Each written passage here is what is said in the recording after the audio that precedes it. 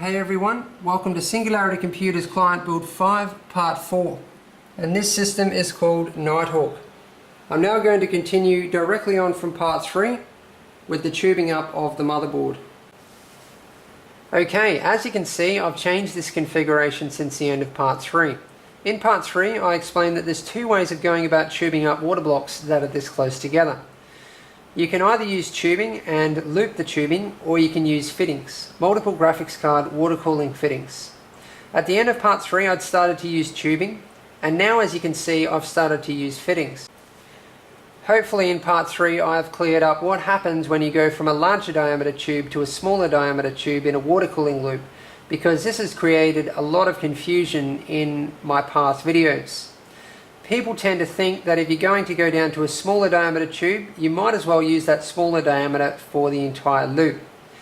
Now, I've actually explained this to a lot of people, and the example that I normally use is a garden hose. When you adjust the nozzle of a garden hose, you can adjust it so that the water drops at your feet, and then you can change the adjustment so that the water travels further. Okay, when you adjust it so that the water travels further, it's the same thing that happens when going from a larger diameter tube to a smaller diameter tube. And what's actually happening is the volume of the water is staying the same, but the speed of the water is increasing. So that's how it's able to go further when it comes out of the garden hose. But for this to happen, there has to be, a given pressure behind it. So, the pressure will increase, and it just depends on whether your pump can handle that pressure. Most of the time with water cooling loops, the pumps are overkill. Certainly in this situation, the pumps are complete overkill. So the increase in pressure is not going to be a problem. The velocity just increases, the flow stays the same, and yeah, it doesn't choke the loop. So hopefully that has cleared it up for anyone who still didn't understand. Despite what I've just explained to you, tubing would still come out on top in performance, but my estimations would be, in this case, less than 1 degree. And it's not worth it because of the massive improvement in aesthetics that you get from using fittings. I mean, if I were to use tubing in this situation, there would be tubing everywhere. You'd hardly be able to see the water blocks. It would be up about this high. The main thing that you need to consider in this case is how far tubing will actually bend. I have a piece of Tygon tubing here, which is about the most flexible tubing you can get. You can see it's just starting to kink there. So just think about how you'd have to tube this up. I'd have to go from there to there, and then I wouldn't be able to go from there to there. I'd have to go maybe from there to there, and then I'd have to cross it over. And crossing tubing is something that you should always try to avoid in a water cooling system, because it ruins the aesthetics. Okay, I've finished tubing up the motherboard and it's ready to install into the case now. I'm really happy with the way it's turned out. No doubt I'm still going to be getting people talking about flow restriction, but I think I've talked enough about that. In my opinion, the aesthetics of this configuration are just so much better compared to what tubing would look like. Hopefully you can now see what I mean. So I much prefer this clean way of doing things, even if it's going to slightly impact on performance. And I would happily sacrifice up to 5 degrees for this massive improvement in aesthetics. So one of the hard things to do with a configuration like this is finding fittings that are going to get you the proper levels between the two water blocks. And I found a way with this configuration. I mean, there's always fittings out there that are going to do it. You can see that here I had to use a 90-degree dual rotary instead of a single rotary, so it looks slightly non-uniform, but I mean I've used another one here, so it looks alright.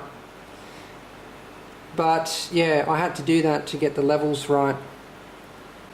So it goes in here, and the reason that I didn't start at the CPU is because I would have had to have run a tube up and over this fitting here. and yeah, that would have looked terrible. I could have also started here, but it would have been the same thing, and this is the closest point to where the tube comes up. You'll see what I mean once I install the motherboard into the system. So I'll explain shortly why it doesn't matter which water block comes first, but in here, out and then into the MOSFET water block, into this memory water block, and then across into the CPU, down into the motherboard water block, and then out, and then it will go into the graphics cards. Okay, another big misconception with water cooling is people think that the order of your components in your loop is incredibly important. The reason that they think this is because they think that the coolant heats up at each component as it goes around the loop. For example, they think when it gets to here it's 25 degrees, as it comes out of this water block it's 30, as it comes out of the next one it's 35. Obviously the problem with this would be that the cooling performance gets worse and worse at each component, but this is certainly not the case. In saying this, I'm assuming that you have decent flow in your loop. What really happens is the coolant actually moves so fast around the loop that it doesn't heat up at each component. It heats up after many revolutions of the loop. So what I mean by that is that the coolant heats up after going around and around the loop, say for example 10 times. It gradually starts to heat up, and you know, after that amount of time it's obviously been past the radiators 10 times and started to cool down. So then as long as you have enough radiator capacity, you don't have a problem. If you had terrible flow in your loop, then it could mean that the coolant heats up at each component, because if the flow is terrible, the coolant would be moving at a snail's pace. So it would then spend enough time in each of the water blocks to get hot. Just quickly, despite what I've just said, the order of the components in your loop can affect performance by up to a few degrees in certain situations. You can either go for the ultimate performance and have a build that looks terrible, or you can sacrifice a few degrees and have a build that looks incredible. Okay, now moving on to installing the water blocks onto the 6990s. I get a lot of people asking me to time-lapse me building my systems. Normally I can't because I'm moving around a lot. I would have to move the cameras and the lights way too much. It would just take me too long. But in this case, this is a time-consuming activity. I'm going to be sitting in one place for a long period of time. So I'm going to time-lapse one of these installations. I already have a graphics card water block installation guide on my channel. I'll put a link on the screen to that. I will be doing an updated one soon on the 7970 or the GTX 680. So I've been around and installed all of the standoffs. There was 17 of them. And I'm now just going to move the water block out of the way and start removing the air cooler from the graphics card. So I'm just going to go ahead and time-lapse all of this from now onwards.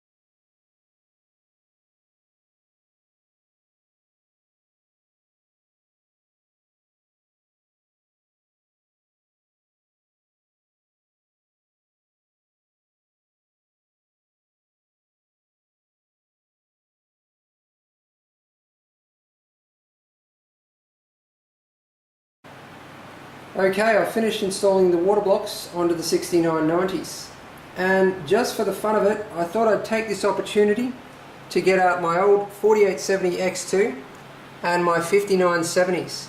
So here I have 3 generations of dual GPU AMD graphics cards, including the first dual GPU graphics card ever, the 4870X2.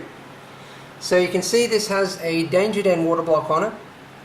The 5970s have EK nickel acetyl water blocks on them, and they're in crossfire using an EKFC bridge. Now, I'm going way off topic here, but you have to consider the purpose of these videos. It's actually all about the information, me bringing to you as much information as I can. These all have the stock backplates on them as well. I'll just give you a look at the back of the 4870X2.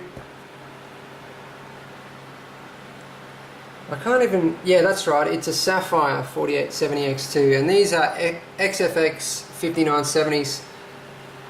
So they have the stock backplates as well. Just give you a look at the back. The 6990 is the biggest of them all. So just give you a look at the back of one of these. There we go. So there we go. I just thought that would be interesting to look at the history of dual GPU graphics cards from AMD. Now for a look at the graphics cards with the water blocks on them. So they look amazing. That's one of the reasons that I use EK water blocks, because the aesthetics are just incredible. Also, the main reason is because the performance is excellent. They have the biggest range. These graphics cards are absolutely massive, and that's actually a benefit when installing a water block, because you can see the size of the water block. It means more surface area that the coolant is going to travel over. You can see it starts here, travels all the way around through here, and then it goes either side of this blanked part here and then out. So yeah, that is a massive amount of surface area, and it means that more heat transfer is able to take place because the coolant is contacting with the water block for a longer period of time. The more heat transfer that takes place, the more heat gets moved away from the graphics card, so better performance. So that is pretty much the only benefit to having such a massive graphics card. Just wait until you see the temperatures now with this water block installed. Compared to the stock cooler, the temperatures are literally going to be about half of what they were.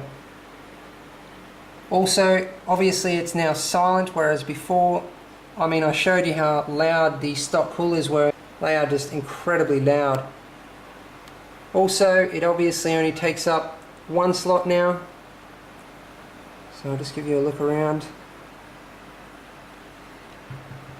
You can see that the backplate overhangs the PCB. This is something that AMD often does. The stock cooler actually came to the end of the backplate. That's why it looks a bit funny now. Just a look at the dual 8-pin connectors. So you can actually install a single slot I/O shield. I'm not doing it in this build because it's unnecessary, but then your graphics card will only take up a single slot. Just a look from the back. Now for a look at the backplate. EK designed this water block so that it would work with the stock backplate, which is great because it protects the PCB. It looks a lot better. I like backplates a lot. So now it's time for me to install the EKFC bridge onto these graphics cards. Okay, I have the graphics cards installed onto the motherboard, and I'm just about to install the EKFC bridge. I was going to do a separate installation guide video for the EKFC bridge, but it's a very straightforward and easy installation, so I thought I'd just integrate it into this video. Now, there's a number of different versions of the EKFC bridge. The one that I'm using today is the triple parallel. It's designed for 3 graphics cards in a parallel configuration. You can see the 3 connections there. EK also makes a serial version of the FC bridge, and I'm just going to quickly explain the difference between serial and parallel. In a serial configuration, the flow of the coolant is forced through each of the graphics card water blocks separately. In a parallel configuration, the flow of the coolant is shared between each of the graphics card water blocks. A serial configuration theoretically gives better temperatures, but a parallel configuration theoretically gives higher flow. Which one comes out on top really depends on the configuration. I've seen it argued both ways. Now, you can't disconnect the FC bridge straight to the graphics cards. There's a component that you need to purchase separately called the FC link. And there's one version for NVIDIA graphics cards and another for AMD graphics cards. So this is what they look like. They're both fairly similar, and I've already installed them onto the graphics cards. Obviously, all you need to do to install them is undo 3 of the bolts that hold the water blocks together. So they hold the acrylic to the nickel plated copper, and you replace them with the bolts that came with the FC bridge. So you can see 1, 2 and 3. Now, between the FC link and the water block is 2 O-rings that look exactly like this. They're actually slightly different sizes to these 2 O-rings here, so you've got to be careful that you don't get them mixed up. So all you do now is line up the holes, probably better doing it from the top, and you drop it into position. Try and line it up first so that you don't have to move it around on top of the O-rings. And that's it, it's in position. All I need to do now is install 2 bolts here and 2 bolts here. And before you tighten everything up, just make sure it's all lined up. Now, there is actually one more thing that I need to do for this particular configuration, but as I said, there's a lot of different types of EKFC bridges depending on how many graphics cards you're using, how many slots apart they are, all of that. But in this case, I need to install a blanking FC link just here. And the blanking FC link looks the same as these, it just doesn't have any holes in it. It just blanks off these 2 holes here for the 3rd graphics card. Okay, the EKFC bridge is installed, and this entire configuration is ready to be installed into the case. So this is the great thing about a removable motherboard tray. I've been able to do all of this outside of the case. It would have been so much more difficult to tube up the motherboard in the case. The remaining tubing is going to be very quick and easy because I have everything ready to go. So before I install this into the case, I'm just going to give you a good look around. One of the good things about the case is that you're actually going to be able to see the graphics card water blocks in this build. And I'm really happy about that because these water blocks look amazing. You can see that I've installed this tube here that goes from the motherboard chipset water block into the graphics cards. So that's all ready to go. And I've installed the Crossfire bridge. So this is the Crossfire bridge that came with the Rampage 4 Extreme. Looks great. So just a look from another angle.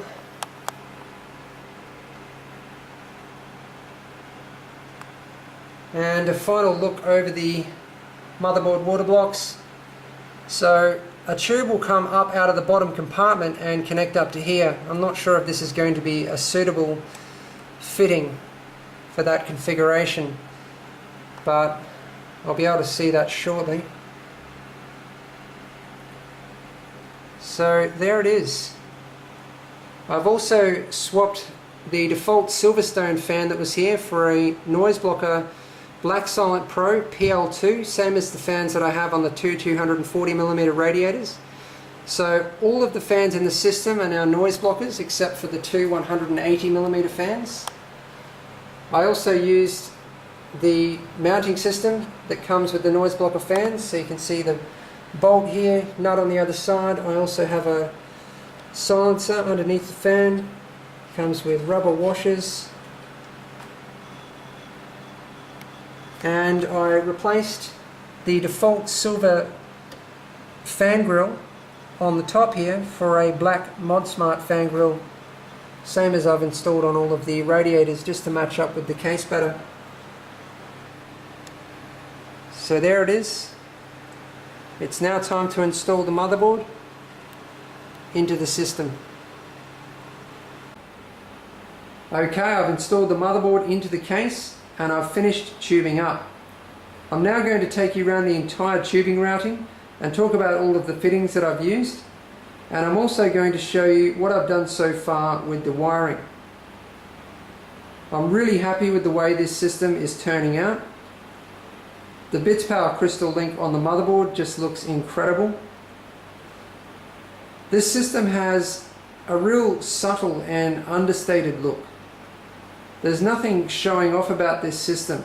There is literally so much hardware crammed into this case. This system is actually really busy, but it doesn't look that way in my opinion. I mean, you've got a massive amount of radiators. There's the GTX 560 in the bottom compartment and the two GTS 240s.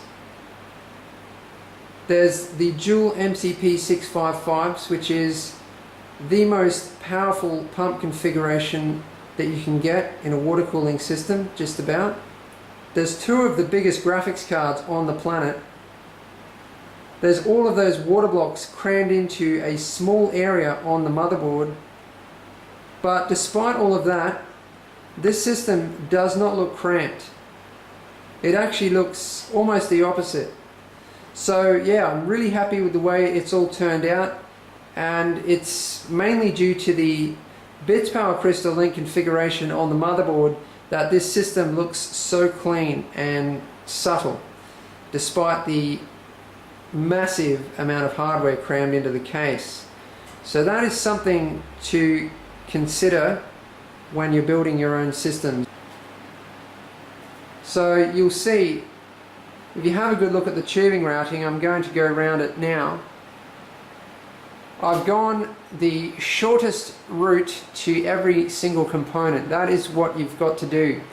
You have to think out a way. It's a bit of a puzzle to begin with, but find the shortest route to each component and the shortest order to have the components in.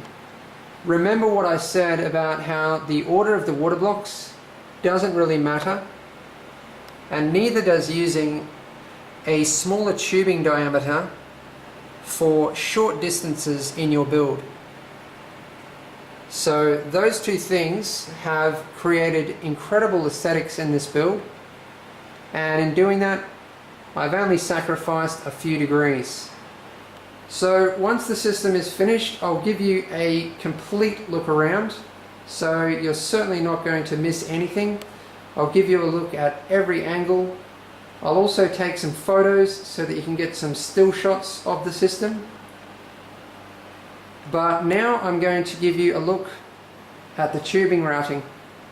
Okay, so I'm going to start at the reservoir, and I'm going to show you the entire tubing routing from this side of the build. I'll take you around the back of the build shortly.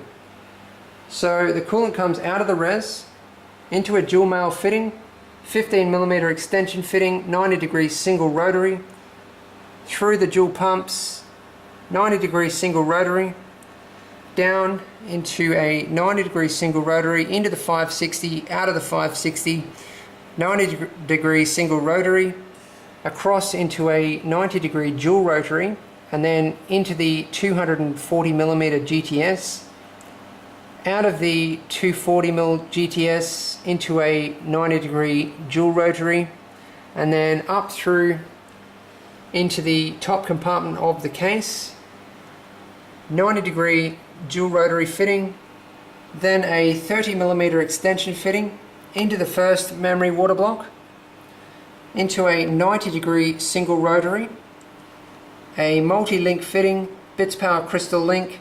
I'm not sure of the lengths of all of the crystal link fittings, but basically some of them are for 2-slot, 3-slot and 4-slot. Another multi-link fitting, another single rotary 90-degree fitting, then a 30mm extension fitting, and a small extension fitting down there. Same thing on this side, exactly. So yeah, this configuration here is the same configuration here. Into the second memory water block, 90-degree single rotary there. Another bits power crystal link with multi-link fittings on either side. 90-degree dual rotary. Down into a 20mm extension fitting and another small extension fitting. Over here a 90-degree single rotary and a short multi-link fitting. You can see that multi-link fitting there is a lot shorter than this multi-link fitting here. Bits power crystal link, another multi-link, another single rotary 90-degree fitting, and then two small extension fittings. And then it comes out into a 30mm extension fitting, 90-degree dual rotary, and then into the graphics cards. So this is another 90-degree single rotary. Then I have the EKFC bridge triple parallel. So it goes through the first graphics card, through the FC bridge, through the second graphics card, 90-degree dual rotary, and then around into another 90-degree dual rotary, into the second 240mm GTS, and then out of the GTS, that's just a straight compression fitting just there, up and into a, I'll just give you a look from the top, 90-degree dual rotary, and then into a 90-degree single rotary, and into the top of the res. So that's the entire tubing routing. All of the fittings are bits power black sparkle. The tubing is Tygon 1/2 inch,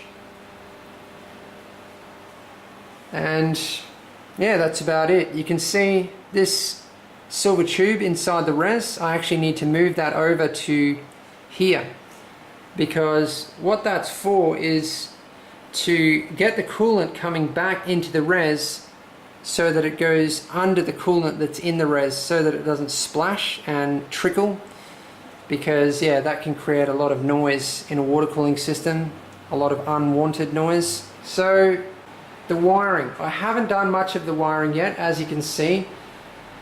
The only wiring that I've done is the fans. So I have the 4 fans on the 560mm radiator coming up through the floor here.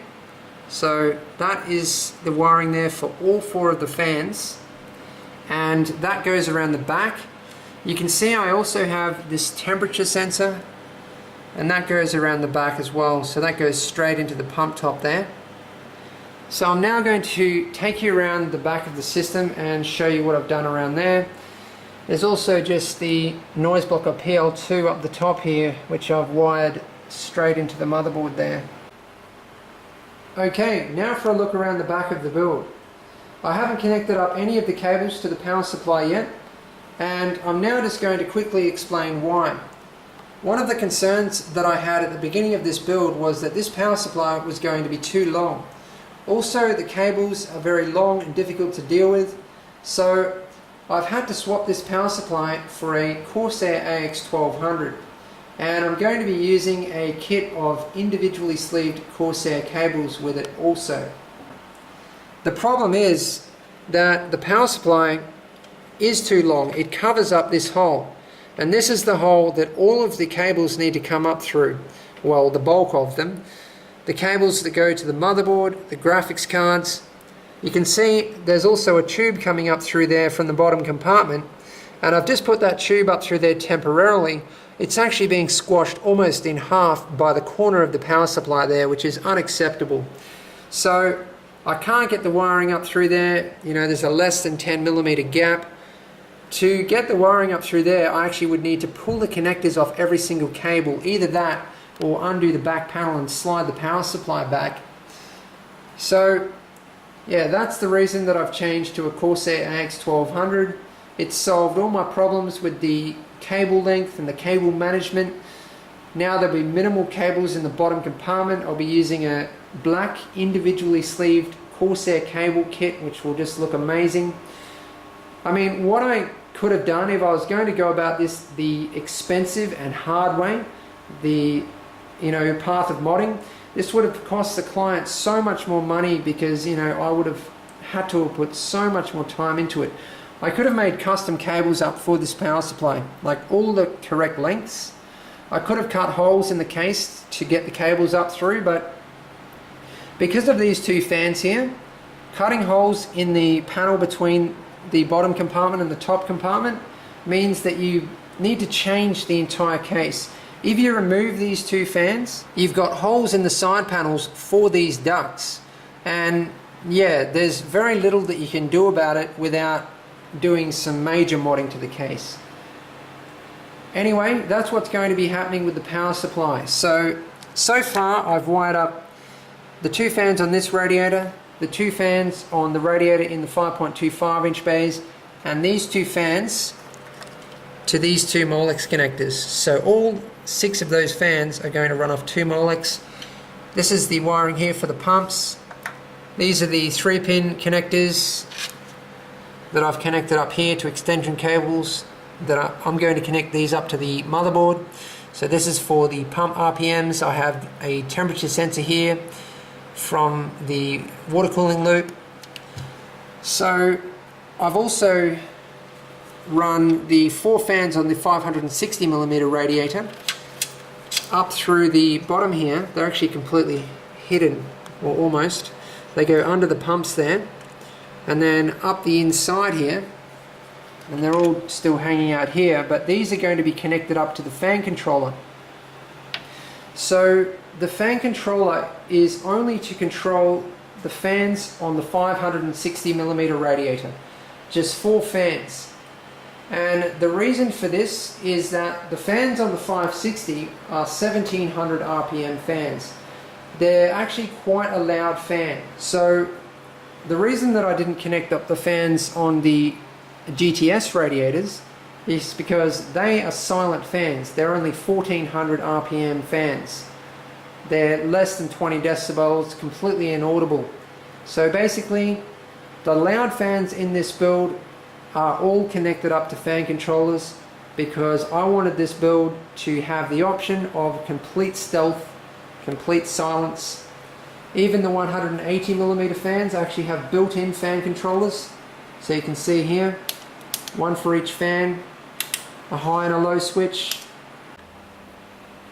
Okay, that's it for this part of the build log. In part 5, I'll be swapping over the power supplies and installing the Corsair AX1200. I'll be completing the wiring, installing the lighting, and I'll also be doing the finishing touches to the water cooling loop. It also looks like I'll be filling the loop, and like I have in past build logs, I'll show you some of that process. I'm really looking forward to seeing what this system is going to look like with the Mayhem's Pastel Ice White coolant in the loop. Thanks for watching. Please subscribe, like and favorite if you want to see more.